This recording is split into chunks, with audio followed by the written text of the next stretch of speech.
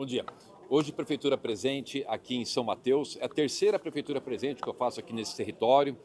E o que é o Prefeitura presente? O prefeito e todos os secretários, toda a Prefeitura, o dia inteiro aqui no território. A gente já tivemos reuniões lá do Comitê de Governança Local. Estamos aqui vistoriando as obras da nossa Casa de Cultura de São Mateus, mais de 1.700 metros quadrados, onde a gente vai entregar em dezembro desse ano ainda.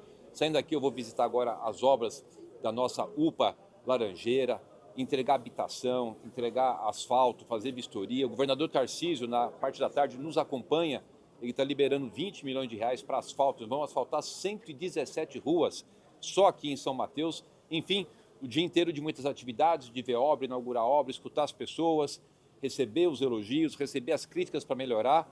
Dia super importante e vou confessar, o dia que eu mais gosto como prefeito é o Prefeitura Presente, onde a gente está na região, está no território, sente a energia das pessoas, sente os resultados e acaba também tendo uma boa percepção daquilo que a gente precisa fazer mais.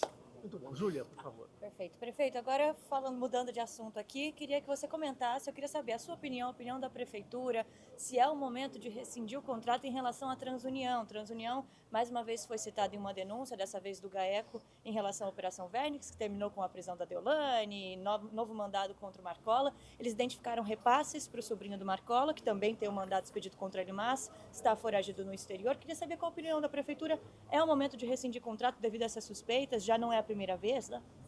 Olha, o que a gente pode afirmar com muita certeza, aliás, com absoluta certeza, é de que na Prefeitura de São Paulo, nenhum tipo de empresa prestadora de serviço que tenha concessão, que tenha comprovadamente envolvimento com atividade ilícita, com crime organizado, permanecerá com o contrato com a Prefeitura. Obviamente que nós prezamos muito pelo direito da ampla defesa, pelo direito ao contraditório, fazer as apurações corretas, não tomar nenhuma iniciativa populista, mas agir com muita energia.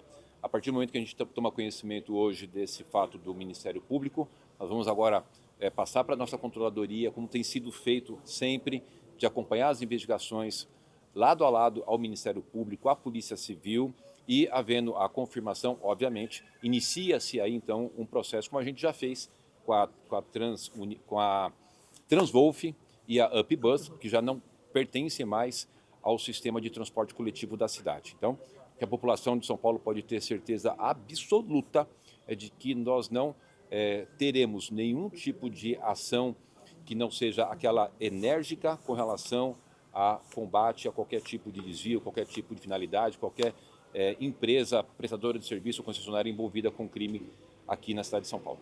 Perfeito. Agora, outro assunto por aqui. Queria também saber os próximos passos da Prefeitura em relação à derrubada da Justiça, em relação à ampliação dos limites de ruído em obras de construção civil aqui em São Paulo.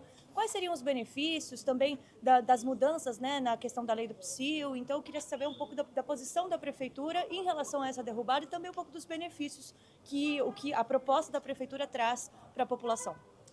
Muito importante a gente poder falar para a população sobre esse tema. A legislação hoje sobre a questão de ruídos, perturbação do sossego, com relação a essa temática na área da construção civil, ela não existe regramento. E foi por isso que nós fizemos o decreto 2021 ou 2022, estabelecendo as normas e estabelecemos 85 decibéis, que é a norma que está na ABNT com relação ao ruído dos funcionários da construção civil. Essa foi a regra que a gente utilizou. Mas entendimos que era importante fazer um aprimoramento dessa discussão, tanto é que semanas atrás nós enviamos para a Câmara Municipal de São Paulo um projeto de lei que trata de todo o contexto da legislação sobre a questão do PSIL, né, popularmente chamado do PSIL, que é a legislação que trata dessa questão da perturbação do sossego. E lá, inclusive, tem um dos parágrafos, um dos itens dessa proposta, de discutir o tema sobre a questão das obras civis na cidade de São Paulo. Agora, o que a gente precisa fazer? Primeiro, respeitar, obviamente, a decisão judicial, está definido, obviamente vai ter que respeitar. Mas hoje, qual que é a situação hoje? Se eu tiver qualquer obra na cidade com acima dos 85 decibéis que eu havia estipulado como decreto, eu não posso fazer nada. Porque como a justiça derrubou o meu decreto e não tem regulação da legislação, a gente hoje não tem nenhuma norma que estabeleça como é que vai ser o comportamento de fiscalização nesse tema. O que teria sido o ideal? Que o desembargador tivesse suspendido mas a partir de uma indicação de que, num certo período, nós regulássemos através de legislação, já que ele entende que o decreto não seria o meio mais viável, e sim uma lei. Mas, enfim, tomou a decisão. A decisão dele é de fazer com que hoje, na nossa cidade, não tem regra sobre o barulho nas obras, para você ver a complexidade do assunto. Mas nós tivemos ontem audiência pública, o secretário Fabrício Cobra esteve na audiência pública, a gente está recebendo as contribuições da sociedade, estamos fazendo as análises, e qual que é o nosso grande desafio? É você equilibrar os interesses da cidade. E quais são? Geração de emprego e renda é fundamental, as pessoas terem oportunidade de emprego e renda. Fazer com que o déficit habitacional tenha uma resposta, e você combate déficit habitacional construindo. Você fazer com que as empresas que estão vindo para cá, a gente possa ter o desenvolvimento econômico e permitir todo esse crescimento da cidade, que é super importante. Nós estamos falando da maior cidade da América Latina, nós estamos falando de uma cidade de 12 milhões de habitantes, só lembrando que o país Paraguai tem 7 milhões, o país Uruguai tem 3 milhões e 200, a cidade de São Paulo tem 12 milhões de habitantes. Nós estamos falando de uma cidade-país e que precisa trabalhar a questão do seu desenvolvimento econômico, mas também precisa conciliar a questão da perturbação do sossego, que as pessoas têm o direito, obviamente, de ter a sua tranquilidade. Então, como é que a gente concilia isso? Eu não posso tratar só um tema ou só outro tema. Eu preciso tratar dos temas de uma forma com que eles se equilibrem para que a gente possa ter uma cidade vivendo em harmonia. E cidade vivendo em harmonia é respeitando a questão do sossego das pessoas, mas também gerando oportunidade das pessoas terem o seu emprego, das pessoas terem o seu ganho, das pessoas poderem ter na cidade do trabalho a oportunidade de trabalhar. Perfeito. Eu tenho mais uma. Só essa e a gente Tá bom? encerra, São só 3 mesmo. Fica à vontade. Por último, eu queria falar sobre o restaurante no Parque Trianon, que também está gerando debates, né? A concessionária pede que o horário seja estendido até às 10, somente para acesso a esse restaurante, mas o conselho, que conta também com moradores, pede para que mantenham às 6 horas, há um perigo, de acordo com eles, até mesmo em questão ambiental. A prefeitura está analisando, certo, essa proposta. Quais são os próximos passos? Já há um avanço nessa análise, uma resposta?